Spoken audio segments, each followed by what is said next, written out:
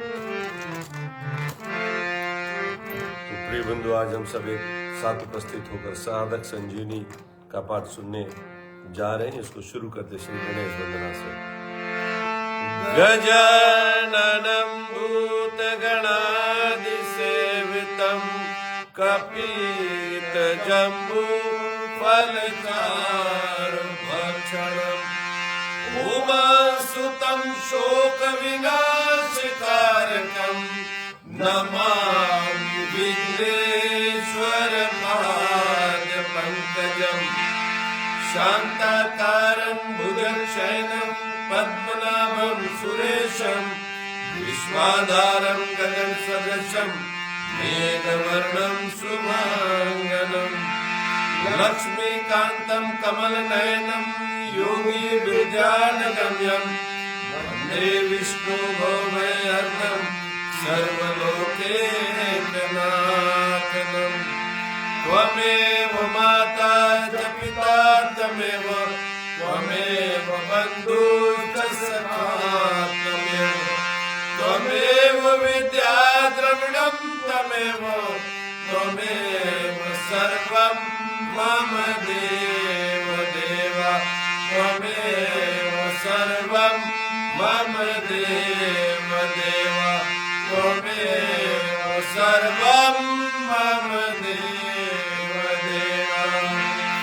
वसुदेवसुतं देवं कंसचाणूरमर्दनं देवकी परमानन्दं श्रीकृष्णं वन्दे जगद्गुरुं श्रीकृष्णं वन्दे जगद्गुरुं श्रीकृष्णं वन्दे जगद्गुरुं।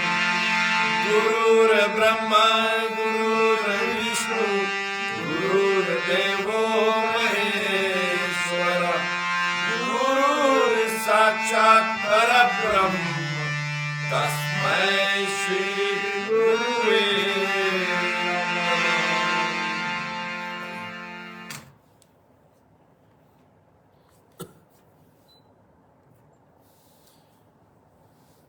तो आज श्लोक 66 दूसरे अध्याय का लेकर चलते हैं।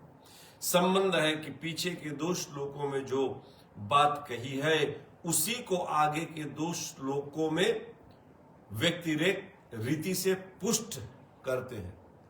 भगवान कुछ बताते तो उसको कुछ पुष्टि करने, उसको कन्फर्मेशन करने के लिए उसे आगे की बात भी बताते हैं।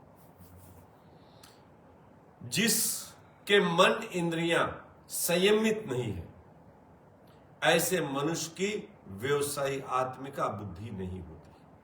व्यवसायी आत्मिका बुद्धि न होने से उसमें कर्तव्य परायण की भावना नहीं होती। ऐसी भावना न होने से उसको शांति नहीं मिलती। फिर शांति रहित मनुष्य को सुख कैसे मिल सकता? तो कितना वो सीक्वेंस में हुआ कि जो मन इंद्रियों को संयमित नहीं कर सकता, यहीं से शुरू होता। जो अपने मन इंद्रियों को संयमित नहीं करता उसकी व्यवसाय आत्मिका बुद्धि नहीं, दृढ़ बुद्धि नहीं रहती कि हमको क्या करना है। व्यवसाय आत्मिका बुद्धि नहीं होती और व्यवसाय आत्मिका बुद्धि ना होने से उसमें कर्तव्य परायण की भावना नहीं रहती कि हमारे को क्या करना है। पशु की तरह खाओ पियो सुतो, खाओ पियो सुतो जैसे सब कर रहे वैसे करना है कि हमारे को इससे कुछ अलग होकर करना नहीं। अब कल जो प्रश्न था आपका ना कि हम कैसे जाने कि हमारे को क्या करना है। मन बुद्धि इनको बस में, इंद्रियों को बस में करके तब कहीं व्यवसाय आत्मिका बुद्धि यानी दृढ़ निश्चय होगी। और जब व्यवसाय आत्मिका बुद्धि नहीं होगी तो हमारे को कर्तव्य क्या करना क्या नहीं करना हम बस वैसे करते चले जाएंगे। और ऐसी भावना ना होने से उसको शांति नहीं मिलती। संसार में हम जो कुछ भी करते उससे हमारे को शांति कभी मिलेगी नहीं, कभी नहीं मिलेगी। फिर शांति रहित मनुष्य को सुख कैसे मिल सकता है? शांति रहित तो सुख भी नहीं होगा। व्याख्या यहां कर्म योग का विषय है। कर्म योग में मन और इंद्रियों का संयम करना मुख्य होता है। ये बात तो सब में लागू, ज्ञान योग में भी और भक्ति, लेकिन यहां पर कर्म योग का विषय में भगवान बताते हैं कि मन और इंद्रियों का संयम करना मुख्य है, इंपॉर्टेंट है। विवेक पूर्वक संयम किए बिना कामना नष्ट नहीं होती। और संयम कैसे किया जाए? विवेक से। हमारे को जो भगवान ने एक अलग सा विवेक दिया है, उससे हम सोचे कि ये हमको कैसे करना। हम लोग हम अपना विवेक इस्तेमाल नहीं करते ना। पशु तुल्य जीवन जीते, विवेक हम यूज ही नहीं करते। नहीं? तो यहां ये बोलते हैं विवेक पूर्वक संयम किए बिना कामना नष्ट नहीं होती। विवेक से हमको बोलना है कि नहीं, ये काम अच्छा, ये काम खराब, ये हमको करना, ये नहीं करना। ये समझकर जब हम करेंगे तब बोले तब तक कामना नहीं नष्ट होगी। कामना के नष्ट हुए बिना बुद्धि की स्थिरता नहीं होती। जब कामना नष्ट तो तुम्हारा बुद्धि एक जगह नहीं होता। यहां मांगो, ये मांगो, ये मांगो, ये मांगो, चलता रहेगा, बुद्धि की स्थिरता नहीं रहेगी। अतः कर्मयोगी साधक को पहले मन और इंद्रियों का संयम करना है, परंतु जिसका मन और इंद्रियां संयमित नहीं है उसकी बात इस श्लोक में कहते हैं। जिसका मन और बुद्धि नहीं संयमित, उसकी बात इस श्लोक में बोले कहते हैं। नास्तित बुद्धिर युक्तस्य, जिसका मन और इंद्रियां संयमित नहीं है, ऐसे अयुक्त यानी असंयमी पुरुष की मेरे को केवल भगवत प्राप्ति ही करनी है, ये लक्ष्य होनी चाहिए।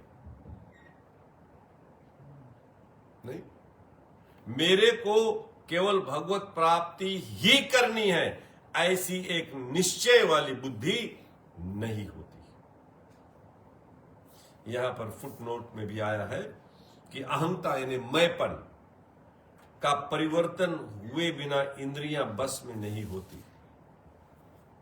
मैंपन का परिवर्तन किए बिना इंद्रियां बस में नहीं रहती, और इंद्रियों को बस में किए बिना एक निश्चय वाली बुद्धि नहीं होती। यहां अहंता का परिवर्तन हो जाए कि मैं सेवक हूं और साधन करना ही मेरा काम है, ये मैंपन का चेंज हो जाना। अभी हम क्या करते हैं? हम अपने लिए काम करते हैं ना, खाओ पियो ये करो, सब हम अपने अपने परिवार अपने इनके लिए करते हैं। लेकिन मैंपन का परिवर्तन क्या कि मैं साधक हूं और साधन करना ही मेरा काम है। जो काम हम करते साधन बना लो, ऐसे नहीं कि छोड़कर चलते हैं। यानी जो काम हम करते हैं, गीता बताती जो काम तुम करते हो उसको साधन बना लो, वो भगवान के काम करो कि हम भगवान के लिए कर रहे हैं। नहीं, भगवान का ही काम कर रहे हैं। बैंक में हम जाते तो भगवान का ही काम कर रहे हैं, नोट गिनते तो भगवान का ही करते हैं। अपना हम करेंगे तो फंसेंगे, हम ठाकुर जी के लिए करेंगे तो निकल जाएंगे। वही ये केवल अहंता चेंज करनी है। अभी हम सोचते हैं हम अपने लिए करते हैं, लेकिन सोचो कि हम ठाकुर जी का काम कर रहे हैं। तो मन इंद्रियां अपने आप बस में हो जाएगी। जब ऐसे घुमा लेंगे ना तो मन इंद्रियां अपने आप बस में हो जाएंगी, उनको बस में करना नहीं पड़ता। जो हम ठाकुर जी के, हम साधक है, हम ठाकुर जी का ही काम करते हैं, तो फिर उसमें हमारा मन इंद्रियां कहां जाएगी, कहां भाग के जाएगी? बोले कारण कि मन और इंद्रियां संयमित न होने से या उत्पत्ति विनाशशील संसारिक भोगों और संग्रह में ही लगा रहता है। मन इंद्रियां अगर आपके नहीं है तो इस संसारिक भोगों में ही हमारा मन और इंद्रियां इसी में भगा रहता है। हम सब के 99.9% पीपल के ऐसे हैं जो घर द्वार छोड़ देते, उनको भी यही होती है। गिरुआ कपड़ा खाली पहनने से वो नहीं होती ना कि आप सब इच्छा त्याग दिए। यहां पर मन और इंद्रियों को बस में करना है।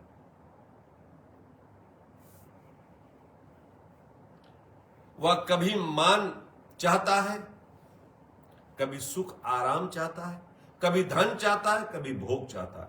इस प्रकार उसके भीतर अनेक तरह की कामनाएं होती रहती है, इसलिए उनकी बुद्धि एक निश्चय वाली नहीं होती। एक निश्चय वाली, हम ये चाहते, ये चाहते, ये चाहते, एक निश्चय वाली कि मेरे को परमात्मा ही चाहिए, ये नहीं होती। और हम गृहस्थ में रहकर ये कर सकते हैं, कहीं जाने की बात नहीं है कि मेरे को परमात्मा ही चाहिए। मेरे को परमात्मा ही चाहिए। मतलब घर में हम सबका सेवा करते करते भी हमारे को ये भाव हो जाए कि ठाकुर जी को ही चाहिए, इसकी सेवा, हम सबकी सेवा करें, ठाकुर जी की सेवा कर रहे हैं, अपना सेवा नहीं।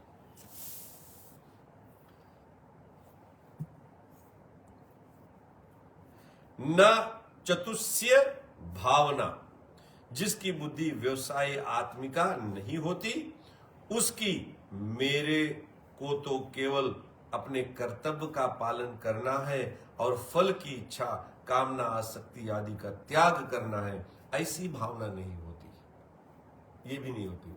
हम कर्म करेंगे, वो करेंगे तो उसकी फल की इच्छा हम चाहेंगे, जिसकी बोले मन बस में नहीं है। ऐसी भावना ना होने में कारण है, ऐसी भावना ना होने में कारण क्या है? हमारे को भगवान में लगने का कारण क्या है? जब हम भगवान में लगते नहीं, उसका कारण क्या है? अपना ध्येय स्थिर ना होना, अपना टारगेट एक जगह नहीं, स्थिर नहीं होना, मूव हो रहा है हमारा टारगेट, अपना ध्येय स्थिर नहीं है, कभी ये कभी वो कभी वो ना। टारगेट एक स्थिर हो जाए तब तो बात बनेगी ना। तो वही हम अपना ध्येय स्थिर नहीं है। न चभाव यतः शांति, जो अपने कर्तव्य के परायण नहीं रहता उसको शांति नहीं मिलती। जो हमारे को करना यहां पर आकर है, मनुष्य शरीर मिला है, किस लिए मिला है ये हम नहीं जानते।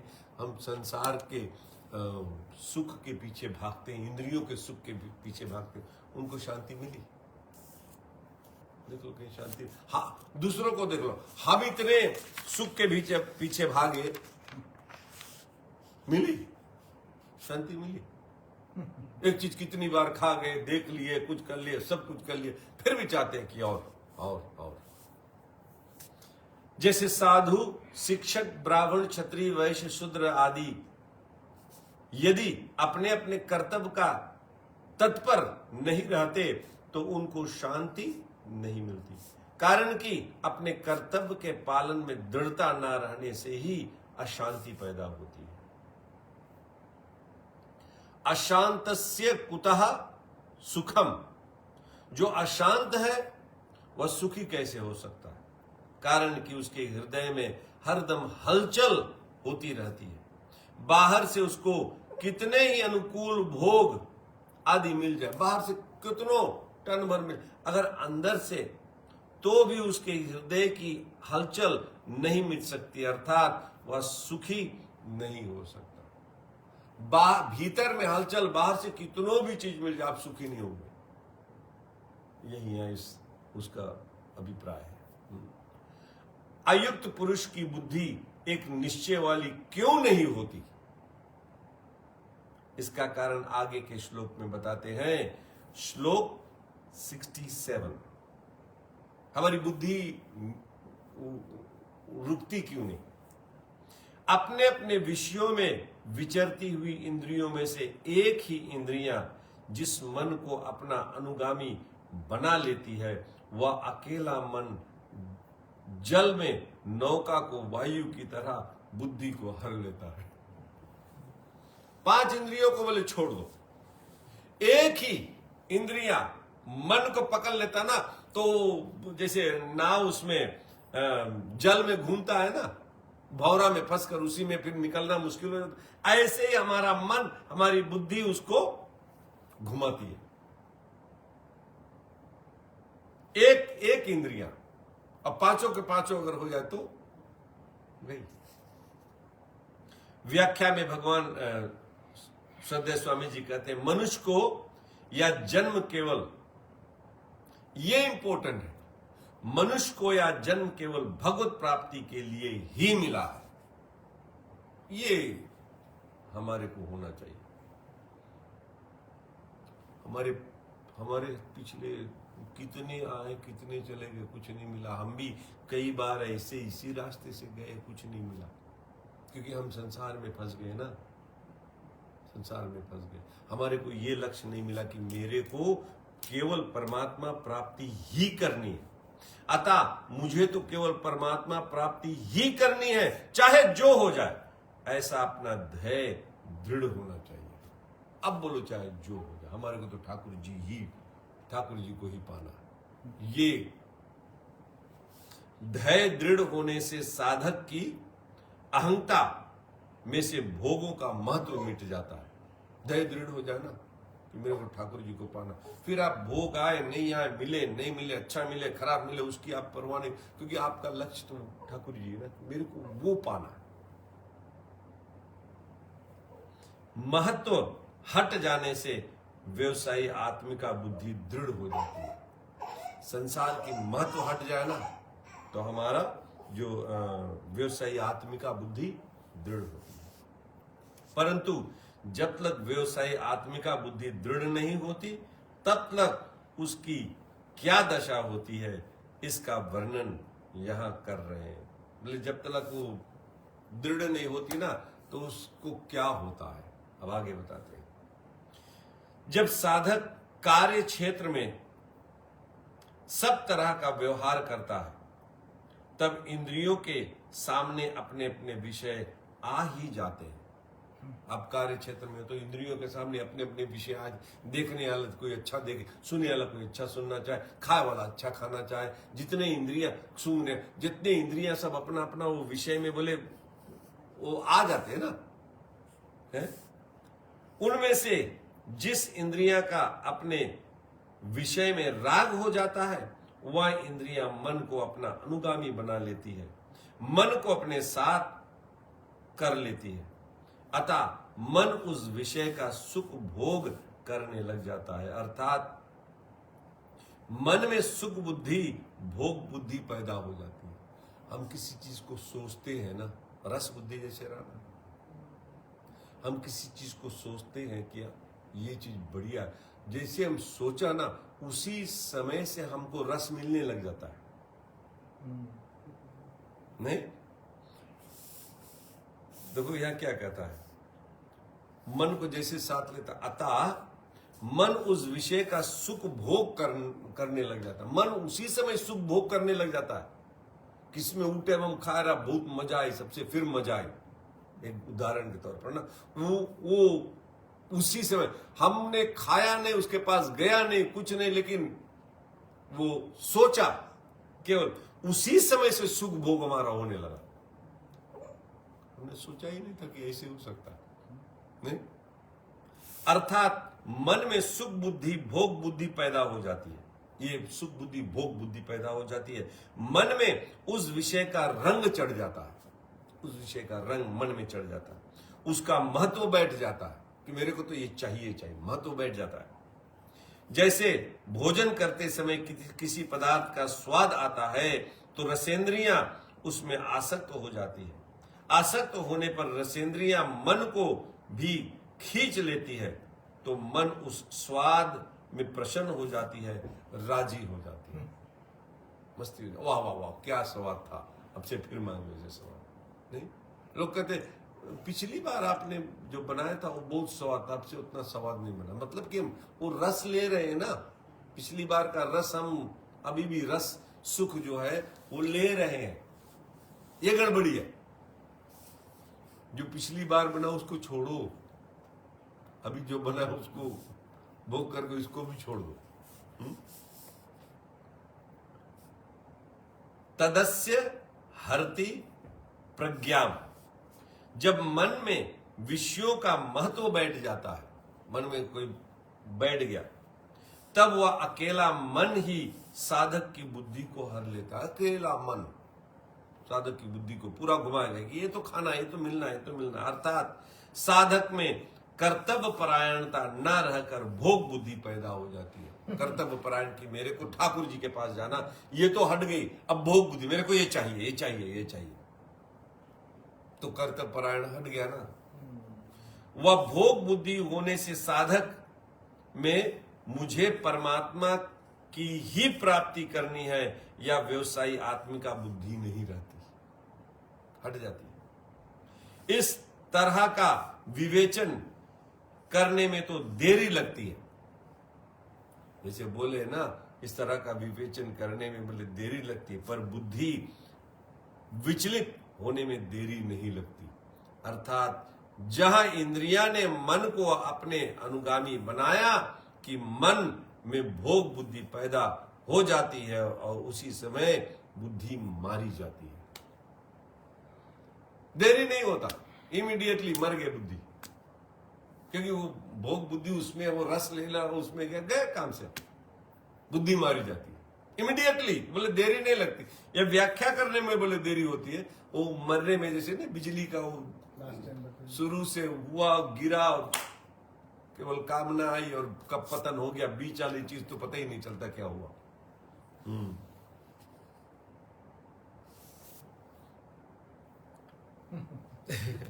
जैसे सीढ़ी में टॉप पर से कोई गिरता है तो वहां से गिरते हुए दिखता है, नीचे धड़ाम करके ओ बाकी रंग में कुछ नहीं आता, सीधा वहां धड़ाम, ऐसे ही गिरा, बीच वाले से दिखाई नहीं, उस पर अटकते ही नहीं। वह बुद्धि किस तरह हार ली जाती है, इसको दृष्टांत रूप से समझाते हैं कि जल में चलती हुई नौका वायु जैसे हर लेती है, ऐसे ही मन बुद्धि को हर लेती है। जैसे कोई मनुष्य नौका के द्वारा नदी या समुद्र को पार करते हुए अपने गंतव्य स्थान को जा रहे हैं, यदि उस समय नौका के विपरीत वायु चलती है तो वह वायु उस नौका को गंतव्य स्थान से विपरीत ले जाती है।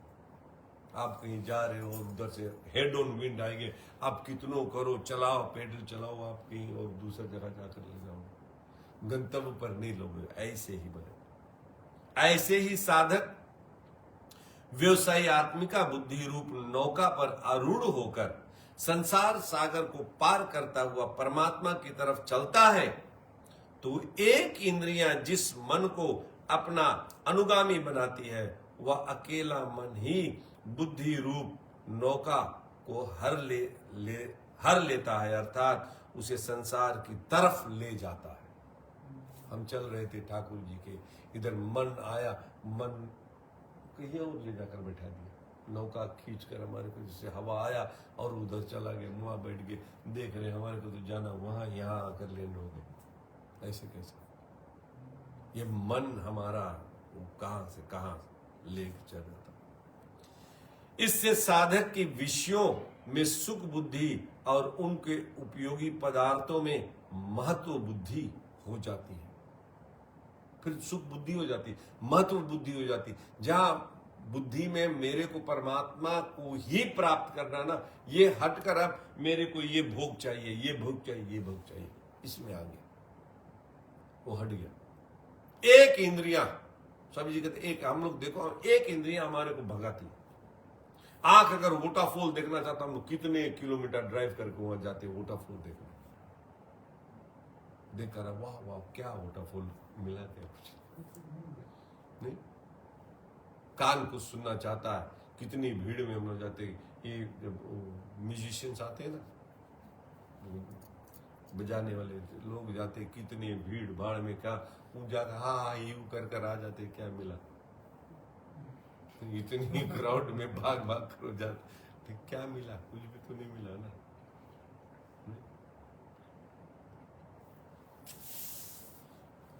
वायु नौका को दो तरह से विचलित करती है। नौका को पथ भ्रष्ट कर देती है, जहां जाना वहां से अलग चला जाती है, अथवा जल में डुबा देती है, दूसरा जल में डुबा भी देती है हवा नौका। परंतु कोई चतुर नाविक होता है तो वह वायु की क्रिया को अपने अनुकूल बना लेता है, जिससे वायु नौका को अपने मार्ग से अलग नहीं ले जा सकती, परंतु उसको गंतव्य स्थान तक पहुंचाने में सहायता करती है। ऐसे ही इंद्रियों के अनुगामी हुआ मन बुद्धि को दो तरह से विचलित करती है, दो तरह से। परमात्मा प्राप्ति के निश्चय को दबाकर भोग बुद्धि पैदा कर देता है।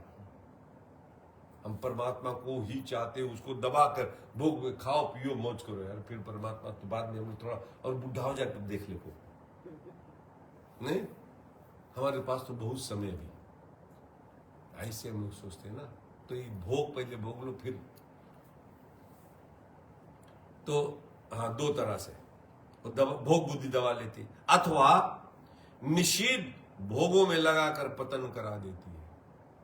निषिद्ध गड़बड़ खाने गड़बड़ पीने में पूरा का पूरा पतन हो गया, फिर वहां से उठ ही नहीं सका, क्योंकि नौका डूब गई ना, नौका डूब गई। निषिद्ध खाने यानी जो हमारे को नहीं खाना, नहीं देखना, नहीं पहनना, नहीं कुछ करना ना, वो हम करते तो हमारा नौका तो डूब ही गई, पतन हो गया हमारा ना,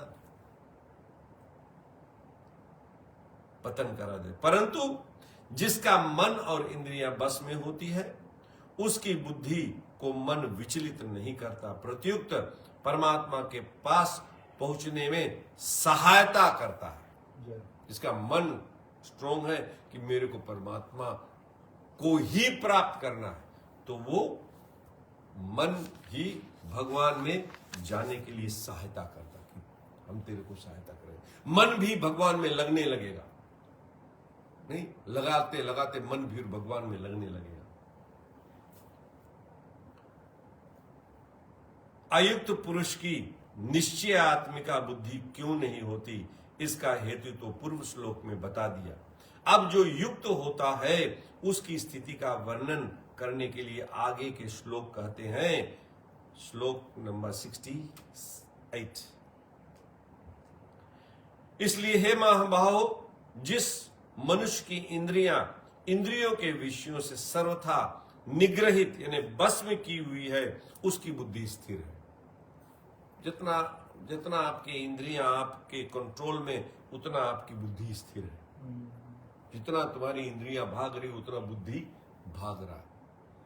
तो हम खुद पहचाने कि हमारी इंद्रियां कहाँ कहाँ, एक कान क्या सुनना चाहता, आंख क्या देखना चाहता, जीभ क्या खाना चाहता, हाथ क्या स्पर्श करना चाहता, नाक क्या सूंघना चाहता है, ये हम देखें। अगर ये सब तरफ भाग रहे हैं, मतलब कि हमारी बुद्धि स्थिर नहीं है, हमारी बुद्धि भाग रही है, ये हमारी टेस्टिंग है। क्योंकि हम दूसरे कोई थोड़े बता सकता है कि तेरी इंद्रिया में ये गड़बड़ है ना, तेरे मन में ये गड़बड़। खुद हम ही बोल सकते हैं ना कि हमारा मन कहाँ जा रहा, हम ये देख सकते हैं हमारी इंद्रियां कहाँ जा रही है, क्या खाना चाहती, क्या देखना चाहती, क्या करना चाहती, वो हमको पता है ना। तो हम ये जज कर सकते हैं कि हमारी इंद्रियां ये भाग रही कि नहीं भाग रही। जब नहीं भाग रही, इसका मतलब हमारी बुद्धि स्थिर है। ये एक साइन है। 60वें श्लोक में मन और इंद्रियों को बस में करने का जो विषय चला आ रहा है, उसका उपसंहार करते हुए तस्मात् पद से कहते हैं कि जिसके मन और इंद्रियों में संसार का आकर्षण नहीं है, उसकी बुद्धि प्रतिष्ठित है। संसार का आकर्षण नहीं है, कितना भी अच्छा दिख जाए, नहीं, ये तो जा रहा है, ये तो जा रहा है। कितनों भी अंबानी का घर भी मिल जाए तो ये भी जा रहा है, सब जा रहे हैं ना। या तो हमको जहाँ नौका ले जानी है, उससे ही हमको विरुद्ध दिशा में ले जाएगा।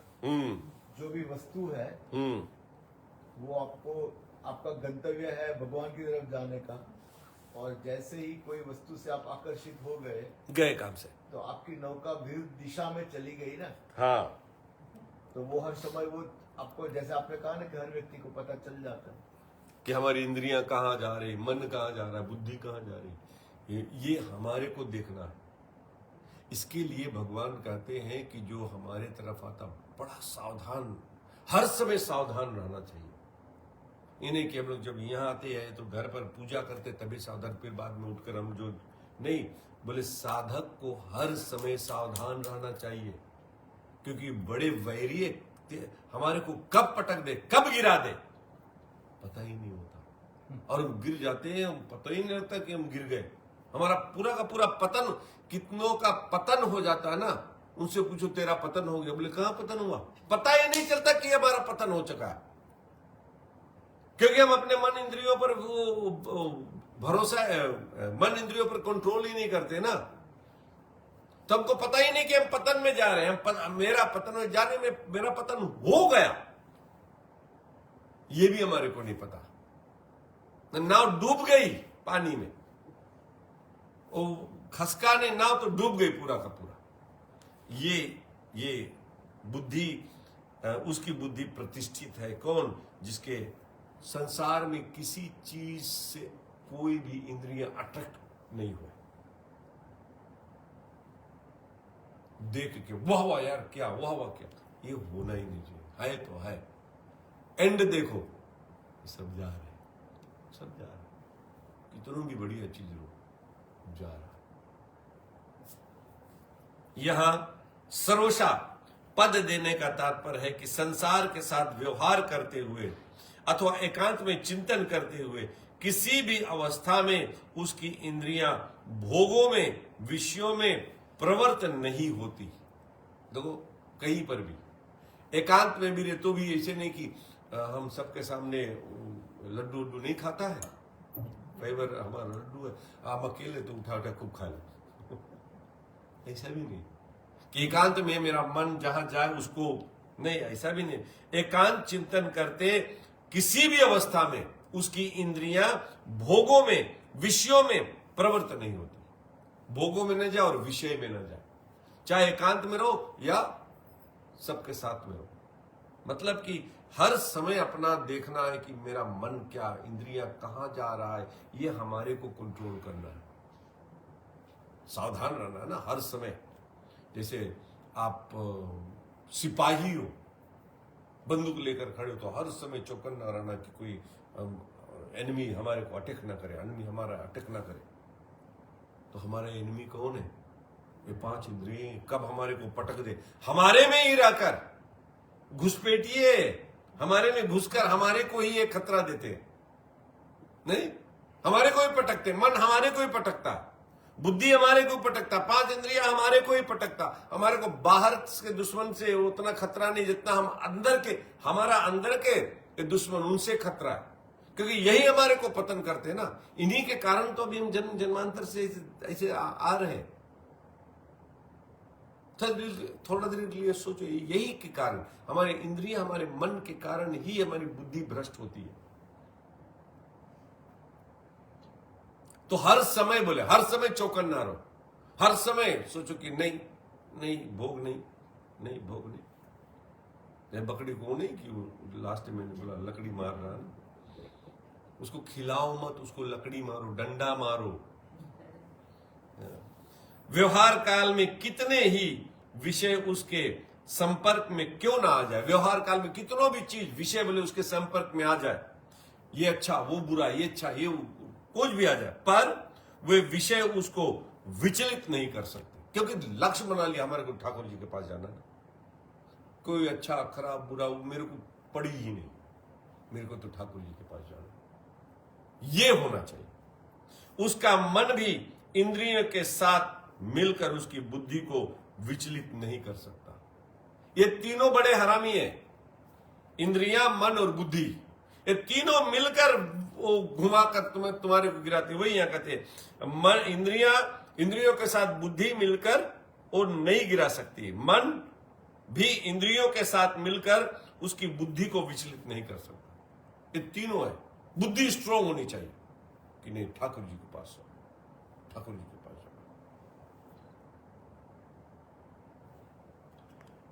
जैसे पहाड़ को कोई डिगा नहीं सकता, ऐसे ही उसकी बुद्धि में इतनी दृढ़ता आ जाती है कि उसको मन किसी भी अवस्था में डिगा नहीं सकता। बुद्धि इतना स्ट्रांग हो जाए कि मन आए कितनों हिला कि ये कर लो, वो कर लो, ये कर लो, इंद्रिया, लेकिन पहाड़ स्टाइल खड़े हो, पहाड़ स्टाइल अडिग, ना ठाकुर जी, ना ठाकुर जी। ये हम अपने अंदर में लड़ना, बाहर से नहीं लड़ना है। ये हमारे बड़े दुश्मन है, कारण कि उसके मन में विषयों का महत्व नहीं रहा। हमारे को मन में विषयों का महत्व नहीं होना चाहिए कि कोई इतना इंपॉर्टेंट तो कि हमारे को मिल जाए। और ये कैसे? सोचो कि ये सब जा रहे हैं, सब नाशवंत, सब कचरा ही है। एक दिन ये छोड़कर इस्तेमाल हो कर लो, जो है उसको आप योग से उसका इस्तेमाल कर लो, लेकिन उसको भोग मत दो, भोगो मत। योग से यानी सुख दुख हानि लाभ जो है, भोजन आ गया ठीक, हाँ मिल गई चलो, उसको भोगो मत, उसको योग से यानी ठाकुर जी को अर्पण करके जो आया प्रसाद से, बांके बिहारी लाल की जय होगी। निग्रही तानी का तात्पर्य है कि इंद्रियां विषयों से पूरी तरह बस में की हुई है, अर्थात विषयों में उसका लेश मात्र भी राग आसक्ति खिंचाव नहीं रहा। एक दृढ़ बुद्धि हो जाए, पहाड़ स्टाइल बुद्धि हो जाए, तो इंद्रियां बोले फिर लेश मात्र भी विषयों की तरफ खिंचा। अरे क्या है, किस चीज के कारण हम ठाकुर जी को सेकंड क्लास बता देते हैं, किस चीज के कारण ठाकुर जी को छोड़कर उसमें लग जाते हैं, किस चीज के कारण? सोचो थोड़ी देर के लिए, कौन इतना जस्ती इंपॉर्टेंट कि ठाकुर जी को हम साइड में कर दिया, उसको पीछे भाग गए? नहीं, ये सोचने वाली बात। यही कहते हैं कि उसको फिर कारण उसके मन में किसी इंद्रियों के विषय पूरी तरह से बस में की हुई, अर्थात विषयों में उनका लेश मात्र भी, एक लेश मात्र भी राग आसक्ति खिंचाव नहीं रहा, कोई विषय में नहीं खिंचाव रहा, चाहिए ही नहीं मेरे को, ठाकुर जी ही चाहिए, या और नहीं चाहिए, ये नहीं चाहिए, ये नहीं चाहिए, ठाकुर जी ही चाहिए। पहाड़ जैसा बुद्धि हो जाए, ठाकुर जी ही चाहिए, ये इंपॉर्टेंट है। वही भगवान कहते हैं, हमारा गोल पोस्ट जब बदल रहा है ना, तब हम भगवान को नहीं, हमारी व्यवसायी आत्मिका बुद्धि नहीं होती जब हमारा गोल पोस्ट वीक है। पहाड़ हो जाओ, कितनों भी नहीं निकलेगा। जैसे सांप के दांत निकाल दिए जाए तो फिर उसमें जहर नहीं रहता, वह किसी को काट भी लेता है तो उसका कोई असर नहीं होता, ऐसे ही इंद्रियों को राग द्वेष से रहित कर देना ही मानो उसके जहरीले दांत निकाल देना है। राग द्वेष से ना मेरे को राग है किसी से, और द्वेष भी नहीं करना, नहीं मेरे को नहीं अच्छा लगा, मैं नहीं, द्वेष भी नहीं करना, न्यूट्रल आ जाओ, ना राग ना द्वेष। फिर उन इंद्रियों में यह ताकत नहीं रहती कि वे साधक को पतन के मार्ग में ले जाए। इंद्रियां ही हमको पतन के मार्ग में ले जाती, इंद्रियों के पीछे हम भागते हैं। देखो कितने हम लोग भाग रहे हैं और हमारा पतन भी हो रहा है। इस श्लोक का तात्पर्य यह है कि साधक को दृढ़ता से, पूरा इस श्लोक का यही मत बताए, सबसे सार निकाल कर बताता है कि साधक को दृढ़ता से यह निश्चय कर लेना चाहिए कि मेरा लक्ष्य परमात्मा की प्राप्ति करना है, भोग भोगना और संग्रह करना मेरा लक्ष्य नहीं है। अगर ऐसी सावधानी साधक में निरंतर बनी रहे तो उसकी बुद्धि स्थिर हो जाएगी। समझ में आया?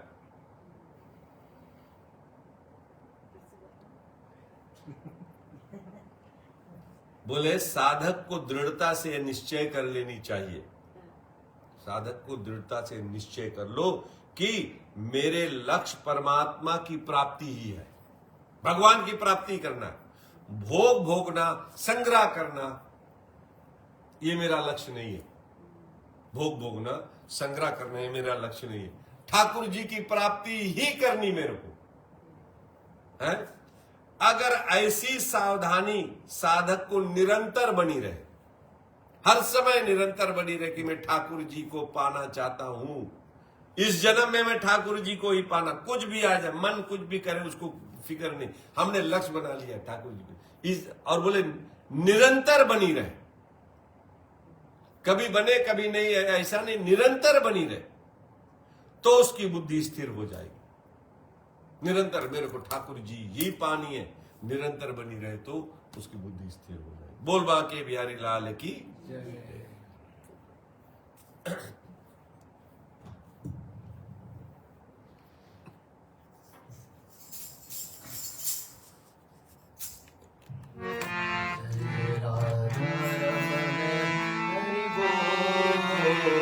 जय जय राधा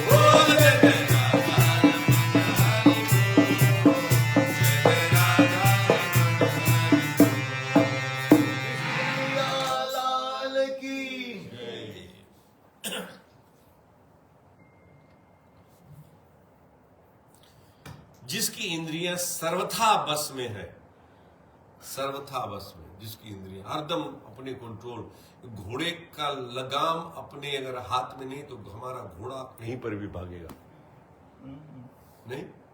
आप घोड़े पर बैठ जाओ और बोलो चल घोड़ा हमको वहां जाना है, और उसको दौड़ा दो। एक तो आप उल्टोगे, अच्छा कस के पकड़ भी लिया कोई बात नहीं, अब घोड़ा छोड़ दिया, वो घोड़ा कहां जाएगा? वो जहां मांगेगा वहां जाएगा ना, तू जहां जाना चाहते वहां नहीं जाएगा। ऐसे ही हमारी इंद्रियां, एक घोड़े 5 घोड़े, बड़ा सुंदर भगवान, वो जब भगवान महाभारत में उसके 5 घोड़े थे, 5 घोड़े थे और वो भगवान रथ चला रहा था, तो बड़ा सुंदर दृष्टांत देते हैं कि हम अपने जो 5 इंद्रियों के घोड़े हैं वो भगवान के हाथ में दे दो।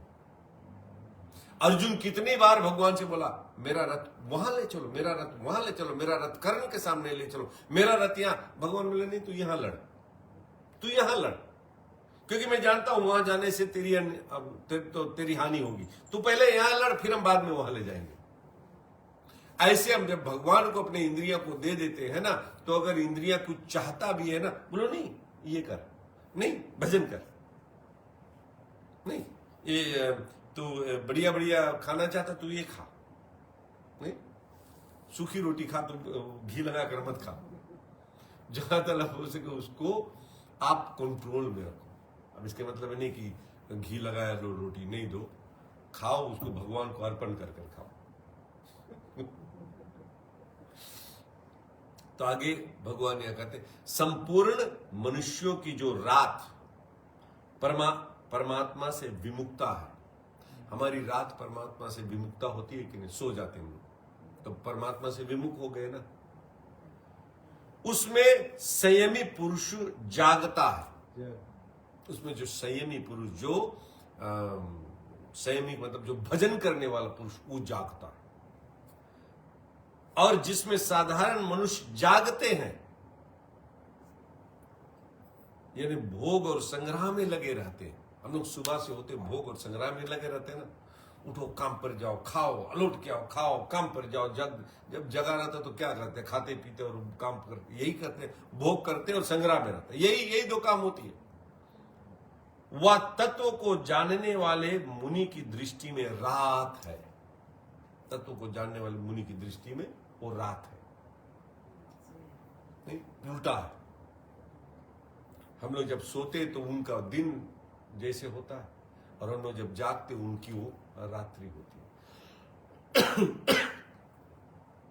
या निशा सर्वभूता नाम, जिनकी इंद्रियां और मन बस में नहीं है, जो भोगों में आसक्त है, वे सब परमात्मा तत्व की तरफ से सोए हुए हैं। ये रात और दिन, ये क्या बोलते हैं? रात और दिन जागते हुए भी हम लोग सोए हुए। कब? बोले जिनकी इंद्रियां और मन बस में नहीं है। हमारी इंद्रियां मन बस में नहीं है जो, और भोगों में आसक्त है। हम भोग चाहते, ये खा, ये पिए, या घूमे, भोग, यहाँ ये कंट्री, वो कंट्री, सब घूम लो। जो भोगों में आसक्त है, मेरे को चाहिए, वो क्या है? वे सब परमात्मा तत्व की तरफ से सोए हुए हैं। समझो, परमात्मा तत्व की तरफ से सोया हुआ है, वो जगा नहीं है। देखने में लग रहा है कि जगा, लेकिन वो सोया हुआ है। ये दृष्टांत दो स्वामी जी क्या देते हैं? परमात्मा क्या है? तत्व ज्ञान क्या है? हम दुख क्यों पा रहे हैं? संताप जलन क्यों हो रही है? हम जो कुछ कर रहे हैं उसका परिणाम क्या होगा? इस तरफ बिल्कुल न देखना ही उनकी रात है, उनके लिए बिल्कुल अंधेरा है। जो ये सब बात नहीं, परमात्मा क्या है, तत्व ज्ञान क्या है, हमें दुख क्यों हो रहा है, जलन संताप क्यों हो रहा है, हम जो कुछ कर रहे हैं उसके परिणाम क्या होगा, अभी मैं पाप कर रहा हूं उसका परिणाम क्या होगा, ये सब जो सोचता नहीं है, अभी कर लो बाद में देखा जाए, अभी कर लो बाद, जो सोचता नहीं है वो क्या होता, वो बिल्कुल उसके जीवन में अंधेरा है, वो सोया हुआ ही है। समझा? सोया हुआ है, वो सोया हुआ है जिसमें ये सब चीज नहीं है। यहां भूतानाम कहने का तात्पर्य है कि जैसे पशु पक्षी आदि दिन भर खाने पीने में ही लगे रहते हैं। पशु पक्षी क्या करते हैं? बटोरते नहीं, खाने पीने में खा पी के बस खाने पीने में लगे होते हैं। ऐसे ही जो मनुष्य रात दिन खाने पीने, सुख आराम में, भोगों और संग्रह में, धन कमाने में ही लगे हुए हैं, उन मनुष्यों की गणना भी पशु पक्षी आदि में ही है। वो पीपल जो भगवान में नहीं है, जो धन कमाने में, संग्रह में, विशेष, वो क्या, वो पशु पक्षी की तरह है। हालांकि कहीं स्वामी जी कहते हैं पशु पक्षी से भी गिरे गए हैं, क्योंकि पशु पक्षी आते हैं, अपना वो कर्म भोग कर, सुख हो या दुख भोग कर चले जाते हैं। हम आते हैं, हम सुख दुख भोगते हैं, हम और लाद देते हैं, हम पाप को लाद देते, वो पाप को लादते नहीं है। उनके जीवन में, उनके गोदाम में प्रारब्ध कर्म में जितना है ना, वो सुख दुख भोगते आकर भोग कर चले जाते। उनमें न कोई अच्छा चीज कर दे तो उसको पुण्य नहीं होगा, जो खराब कर्म कर दे तो उसे पाप भी नहीं होगा। लेकिन हम आते, हम पाप चढ़ा कर जाते, जितना हमारे नहीं उससे जस्ती हम चढ़ा कर जाते, जितना हम पुण्य नहीं करते उससे जस्ती पाप हम कमा कर जाते। तो आप पशु से भी गए गुजरे हैं ना। लेकिन यहाँ स्वामी जी कहते हैं कि पशु पक्षी आदि में ही गिना जाता है ऐसे लोग। कारण कि परमात्मा तत्व से विमुख रहने में पशु पक्षी आदि में और मनुष्यों में कोई अंतर नहीं है। दोनों ही परमात्मा तत्व की तरफ से सोए हुए हैं। हाँ, अगर कोई अंतर है तो यह इतना ही है कि पशु पक्षी आदि में विवेक शक्ति इतनी जागृत नहीं है, इसलिए वे खाने पीने आदि में लगे रहते, और मनुष्यों में भगवान की कृपा से वह विवेक शक्ति जागृत है, जिससे वह अपना कल्याण कर सकता है, प्राणी मात्र की सेवा कर सकता है, परमात्मा की प्राप्ति कर सकता है।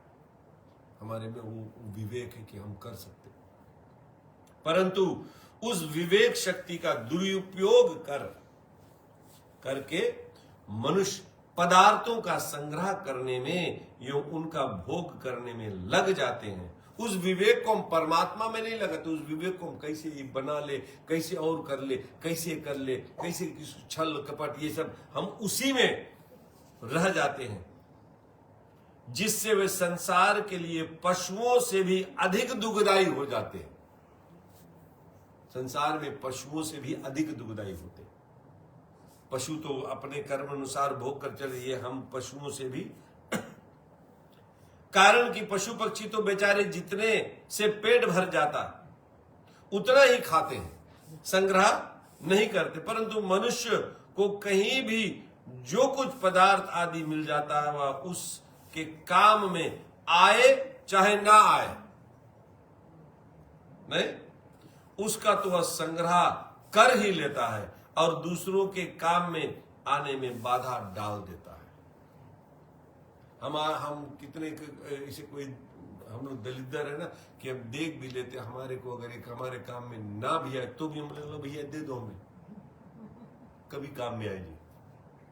तो वो काम जो वो चीज जो मैंने ले लिया वो किसी दूसरे को लाभ हो सकता था ना, वो तो उसके लाभ से वंचित कर दिया, हम अपने पास रखिए और कभी हम यूज नहीं करेंगे।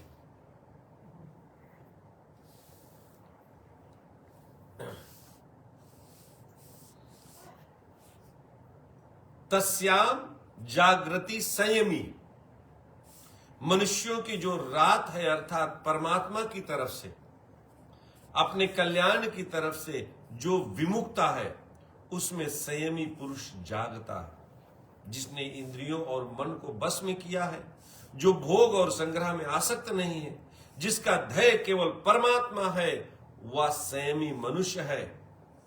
परमात्मा तत्व को, अपने स्वरूप को, संसार को यथार्थ रूप से जानना ही उसका रात में जागना है। हम ये करें, परमात्मा तत्व के लिए जाए, अपने स्वरूप के विषय में जाने और संसार में यथार्थ रूप से जानना ही। संसार है क्या, परमात्मा है क्या, कौन नाशवंत है कौन अविनाशी, इसका मतलब कि तू जाग गया, रात्रि में तू जागा है। जहां सब सोए ना तो आप जागे हुए। तस्याहम जागृति भूतानि, जो भोग और संग्रह में बड़े सावधान रहते हैं, एक एक पैसे का हिसाब रखते हैं। भोग और संग्रह, मक्खी चूस इसके बोले ना, एक एक पैसे का हिसाब रखते हैं। जमीन के एक एक इंच का ख्याल रखते हैं।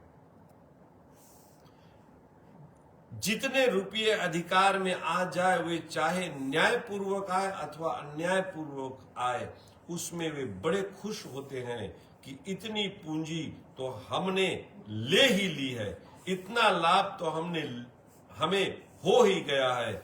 इस तरह वे सांसारिक क्षण भंगुर भोगों को बटोरने में और आदर सत्कार मान बड़ाई आदि प्राप्त करने में ही लगे रहते हैं, उसमें बड़े सावधान रहते हैं। यही उन लोगों को जागना है, यही उन लोगों को जागना। जाग कर क्या करते हैं, कपट छल बेईमानी, एक एक सेंट, एक एक रुपये, एक एक जमीन के एक एक इंच सब देखते रहते, ये उनका जागना है। नाशवन क्षण भिंगुर चीज को बटोरते हैं जो रहने वाला नहीं। सा निशा पयस्तो मुने, जिन संसारिक पदार्थों का भोग और संग्रह करने में मनुष्य अपने को बड़ा बुद्धिमान चतुर मानते हैं और उसी में राजी होते हैं, और संसार और परमात्मा तत्व को जानने वाले मननशील संयमी मनुष्य की दृष्टि में वह सब रात के समान है, बिल्कुल अंधेरा है, बिल्कुल अंधेरा। एक बार हम, बहुत पहले की बात है, बहुत पहले की बात, किसी के घर पर गए थे तो वहां 100 करोड़ बड़े बड़े लोग आए थे। बैठकर चर्चा यही हुई, भैया आप क्या करते हो, आपके पास कितनी प्रॉपर्टी है, बोले इतना। आप क्या करते हो, आप क्या भाई, यही पूरा उनका कॉन्वर्सेशन था कि आप क्या कर रहे हो, कितने पैसे कमा रहे हो, आपके पास कितने घर द्वार, कितने प्रॉपर्टी, आपका घर कहाँ, आप करते हो क्या, आप सीईओ है कि क्या है, कि यही उनमें था। तो मैं कहा कि ये बात यह करने की जरूरत है नहीं, तो अहंकार स्वरूप कि हम इतना, हमारा इतना, हमारा इतना, वही यहाँ देखो बता रहे कि रात दिन जो केवल इसकी उसकी और कोई बात नहीं, इन्हीं की। अच्छा चलो, ठाकुर वहां पर पूजा नहीं थी, लेकिन फिर भी कोई अच्छा बात नहीं हुआ, मेरे ख्याल में वो अच्छा बात नहीं हुआ।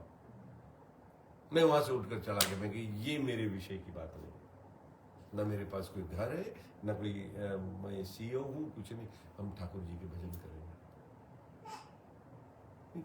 लोग यही करते हैं।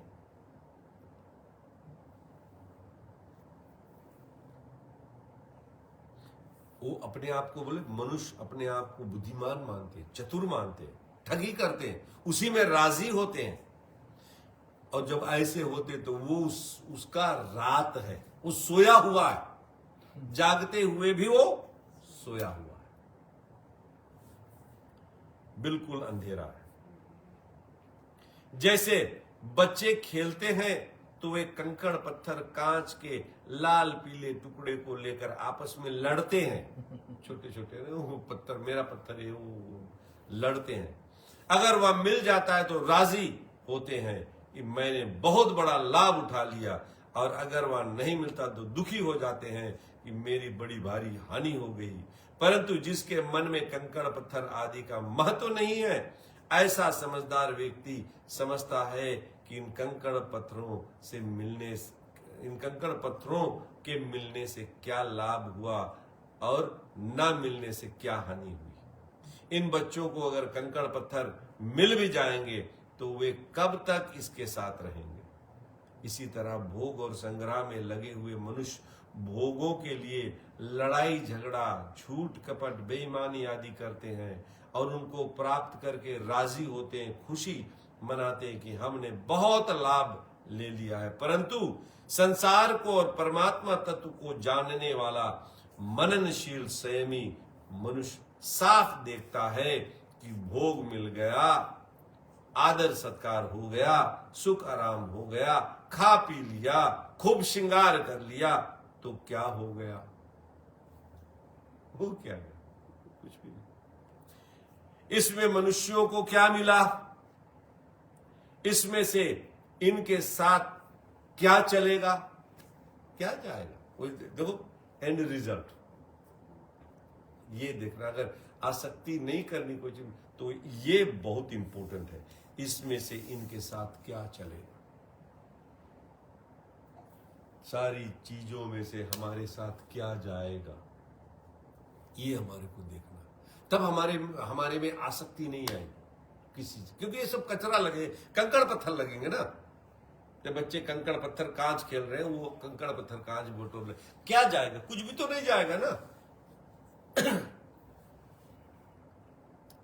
हाँ, इनमें से इनके साथ क्या चलेगा? ये कब तक इन भोगों को साथ में रखेंगे? इन भोगों में होने वाली वृत्ति कितने दिन तक ठहरेगी? इस तरह इसकी दृष्टि में प्राणियों का जागना रात के समान है। इनकी दृष्टि में जो ऐसे ऐसे लोग हैं ना, तो वो उनके लिए रात है। और हमारा शरीर देखो, ये सब बेईमान है जिसको कहते हैं। हमारे मन, इंद्रियां, बुद्धि, हमारा शरीर बड़ा बेईमान है। सबसे बड़ा बेईमान हमारा शरीर है, नहीं? खूब रोज इसको खिलाओ पिलाओ, ब्रेकफास्ट दो, स्मोको में कुछ खवाओ, लंच दो, फिर 3 o'clock कुछ खवाओ, रात को फिर डिनर खवाओ, फिर जाते जाते डिजर्ट खवाओ, खूब खिलाओ। एक दिन इसको नहीं दो, नहीं, एकादशी कर लो, कांप जाएगा शरीर, कांपने लगे, भैया कुछ दो। 2 दिन नहीं खवाओ, 40, 50, 60 साल 70 खवाए हो ना, 1-2 दिन इसको नहीं खवाओ तो हिल जाएगी। इसके मतलब ये बेईमान है, बेईमान है। इसके साथ मन, इंद्रियां, बुद्धि सब बेईमान। इनको बड़ा वो देखना हमारे को। और फिर वही चीज सोचो, ये इनको हम छोड़कर यहीं जाना है, ये एंड रिजल्ट देखना हमारे। तब हमारे कोई भोगों से ये जो संग्रह करने की वृत्ति है, ये सब छूट जाएगी। वह मननशील संयमी मनुष्य परमात्मा को, जो मननशील संयमी है, एक तो मननशील यानी सोचने वाला, संयमी यानी अपने इंद्रियों को जो बस में कर रखा है, वो मनुष्य परमात्मा को, अपने स्वरूप को और संसार के परिणाम को तो जानता ही है, और वह पदार्थों को भी अच्छी तरह से जानता है कि कौन सा पदार्थ किसके हित में लग सकता है, इससे दूसरों को कितना लाभ होगा। वह पदार्थों का अपनी अपनी जगह ठीक तरह से सदुपयोग करता है, उसको दूसरों की सेवा में लगाता। हमारे पास कुछ पदार्थ है, अगर कोई दूसरों की सेवा में लग जाए तो लगा देता, ऐसे नहीं बोलता नहीं हमारे हैं, हम क्यों दे आप, नहीं। जैसे नेत्र में दोष होने पर जब हम आकाश को देखते हैं, तब उसमें जाले से दिखते हैं, और आंखें मीच लेने पर भी मोर पंख की तरह वे जाले दिखते हैं, परंतु उनमें दिखने पर भी हमारी बुद्धि में या अटल निश्चय रहता है कि आकाश में जाले नहीं है। कोई कभी कभी वो हो जाता ना, ऐसे देखो तो इसे जाला जाला ऐसे लगे कि इसमें जाला है, तो आप देखोगे कि जाला लगेगा, लेकिन बुद्धि बोलेगी नहीं जाला नहीं, वो आकाश में जाला, तेरे आंख में कुछ गड़बड़ी है, आकाश में जाला नहीं है। नहीं? ऐसे ही इंद्रियों और अंतकरण के द्वारा संसार दिखने पर भी मननशील संयमी मनुष्य की बुद्धि में या अटकल निश्चय रहता है कि वास्तव में संसार नहीं है, केवल प्रतीति मात्र है। जैसे जाला दिखता है तो हम बोले कि नहीं जाला, ऐसे ही संसार दिखता है पर है नहीं, ये प्रतीति मात्र है, प्रतीति मात्र के भास रहा कि है, लेकिन वास्तव में संसार नहीं है। जब कोई चीज नहीं है, जब कोई चीज नहीं तो उसको उसमें संग्रह क्यों करें, उसको बटोरे क्यों? नहीं, अगर देखा जाए कि अगर कोई चीज नहीं, अगर ये नहीं है तो इसको हम बटोरे क्यों? तो आखिर में नहीं है, अभी नहीं है, आखिर में भी नहीं है ना, तो बटोरे क्यों, संग्रह क्यों करें?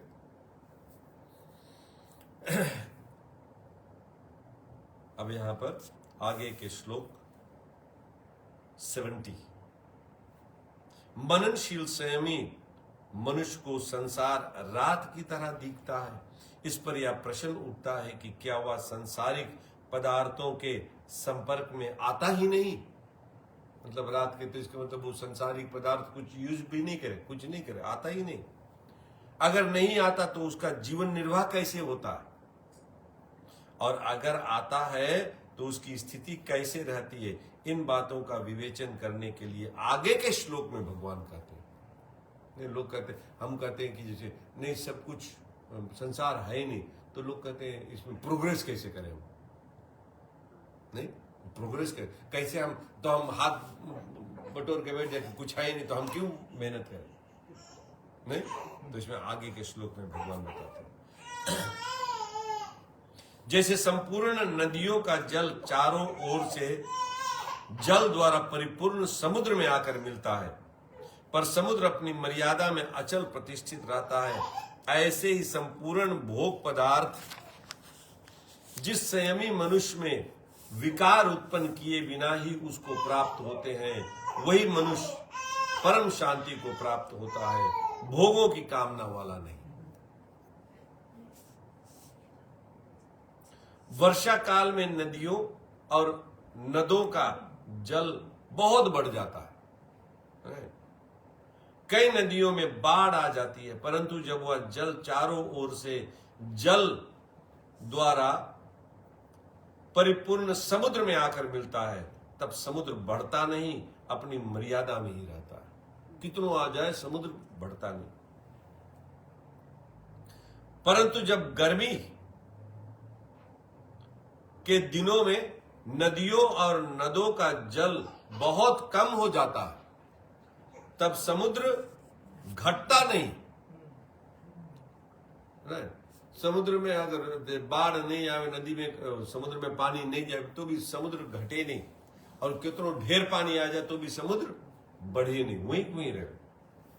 तात्पर्य यह है कि नदी नालों का जल ज्यादा आने से अथवा कम आने से या न आने से तथा बड़वा नल जल में पैदा होने वाली अग्नि और सूर्य के द्वारा जल का शोषण होने से समुद्र में कोई फर्क नहीं पड़ता। वह बढ़ता घटता नहीं, उसको नदी नदों के जल की अपेक्षा नहीं रहती, वह तो सदा सर्वदा ज्यों का त्यों ही परिपूर्ण रहता है और अपनी मर्यादा का कभी त्याग नहीं करता। ऐसे ही संसार के संपूर्ण भोग उस परमात्मा तत्व को जानने वाले संयमी मनुष्य को प्राप्त होते हैं। समझा? सूरज सोख ले या पानी गिराए, समुद्र में कुछ भी नहीं गड़बड़ी हुई। समुद्र उतने को उतने, ना कभी बढ़े और ना घटे, राइट, उतने आ जाए। ऐसे बोले संयमी मनुष्य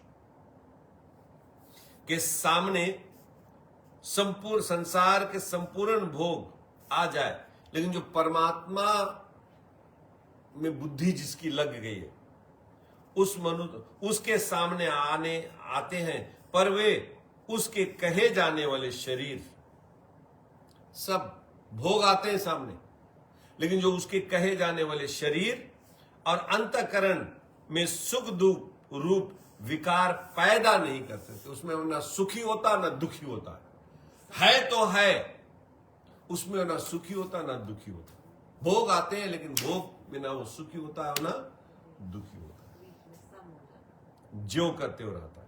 जैसे समुद्र वो ज्यों की त्यों रहती है। अतः वह परम शांति को प्राप्त होता है। उसकी जो शांति है वह परमात्मा तत्व के कारण से है, भोग पदार्थों के कारण से नहीं है।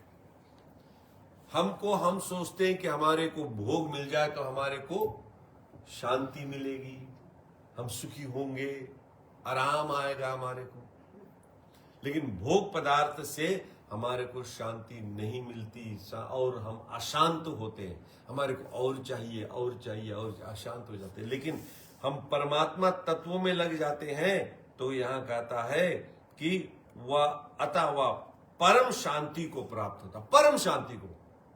क्योंकि भोग है लेकिन हम उससे अटैचमेंट, सुख दुख नहीं होते ना हम कि ये खराब है ये अच्छा, हम ये दुखी है हम ये सुखी है, ऐसे हम होते नहीं, सम हो जाते। उसकी जो शांति है वह परमात्मा तत्व के कारण से है, भोग पदार्थों के कारण से नहीं।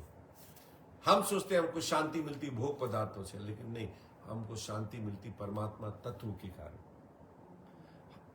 बड़ा सुंदर स्वामी जी बता रहे थे ना कि हम किसी चीज की कामना करते हैं, जब कामना करते हैं, मान लो हमारे को कि घर मिल जाए तो वो अटक लगी रहती, घर मिल जाए घर मिल जाए घर मिल जाए घर मिल जाए घर मिल जाए घर मिल जाए, राइट। वो कामना रहती है कि अब होने वाला हो रहा है। और जब जैसे मिलता है, जब मिलता है तो उस समय हमारे को बहुत सुख मिलता है, नहीं?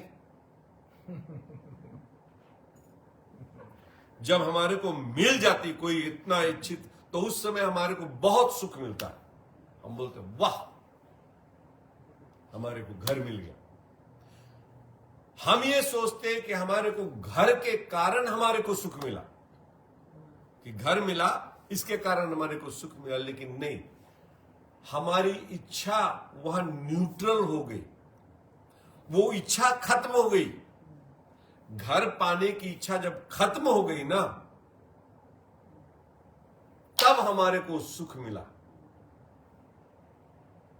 तो इच्छाएं जब खत्म होती है तब हमारे को सुख मिलती है। हम सोचते हैं इच्छाएं हमारी जब पूर्ण होती है ना तब हमारे को सुख मिलता है, लेकिन इच्छाएं हमारी जब खत्म हो जाती है ना तब सुख मिला। जैसे सुख मिला दूसरी इच्छा हमारी खड़ी हो गई, फिर उसके लिए हम परेशान परेशान परेशान। वहां सुख मिला फिर तीसरे के लिए हम खड़े हो जाते हैं। ऐसे चलता रहता है। हमारे को सुख उस समय मिलता है जब हमारे को हम न्यूट्रल आ जाते हैं, जब हमारे को कोई इच्छा नहीं होती, जब हम वहां इच्छा हमारी मर जाती है, खत्म हो जाती है ना, तब हमारे को वहां सुख मिलता है। वो परमात्मा का सुख है। तो यहां कहते हैं, यहां जो समुद्र और नदियों के जल का दृष्टांत दिया जाता है वह स्थित प्रज्ञ संयमी मनुष्यों के विषय में पूरा नहीं घटता, कारण कि समुद्र और नदियों के जल में तो सजायिता है, अर्थात जो जल समुद्र में भरा हुआ है उसी जाति का जल नदी नदों से आता है, और नद नदियों से जो जल आता है उसी जाति का जल समुद्र में भरा हुआ होता है। परंतु स्थित प्रज्ञ और संसार के भोग पदार्थों में इतना फर्क है कि इसको समझने के लिए रात दिन आकाश पाताल का दृष्टांत भी नहीं बैठता है। कारण कि स्थित प्रज्ञ मनुष्य जिस तत्व में स्थित है वह तत्व चेतन है, नित्य है, सत्य है, असीम है, अनंत है, और सांसारिक भोग पदार्थ जड़ है, अनित्य है, असत्य है, सीमित है और अंत वाले हैं।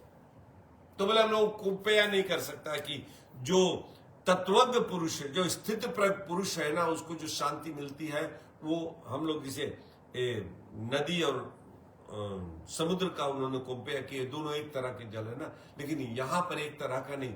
यहां पर जो स्थित प्रज्ञ चेतन से जुड़ा हुआ है और जो उसके भोग सामग्री वो नाशवंत है, तो एकदम टोटल डिफरेंट है। लेकिन यह समझाने के लिए भगवान ने नदी और समुद्र का वर्णन दिया, बट वास्तव में वो बोले जो वर्णन दिया वो ठीक नहीं बैठती, क्योंकि दोनों एक जल है दोनों जल जल, और यहां पर एक चेतन है और एक नाशवंत है, उसमें बहुत बड़ा फर्क है। दूसरा अंतर यह है कि समुद्र में तो नदियों का जल पहुंचता है, पर स्थित प्रज्ञ जिस तत्व में स्थित है वहां ये संसारिक भोग पदार्थ पहुंचते ही नहीं। ये संसारिक भोग पदार्थ वहां तक नहीं जा सकते जो स्थित प्रज्ञ यानी जो परमात्मा में लगे हुए, वहां तक के भोग नहीं जा सकते।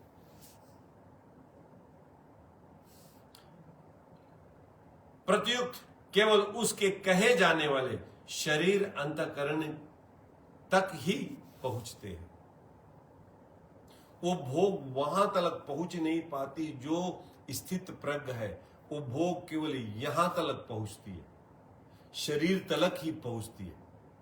लेकिन वो स्थित प्रज्ञ किसमें, वो चिन्मय अविनाशी में लगा हुआ, तो अविनाशी और ये नाशवंत, इससे हम वहां तलक जा नहीं सकते, वो आकर यहीं खत्म हो जाती है।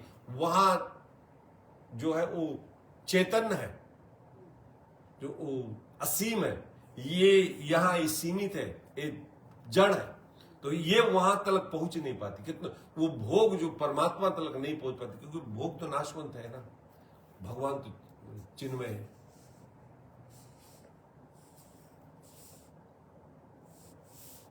अतः समुद्र का दृष्टांत केवल उसके कहे जाने वाले शरीर और अंतःकरण की स्थिति को बताने के लिए ही दिया गया है।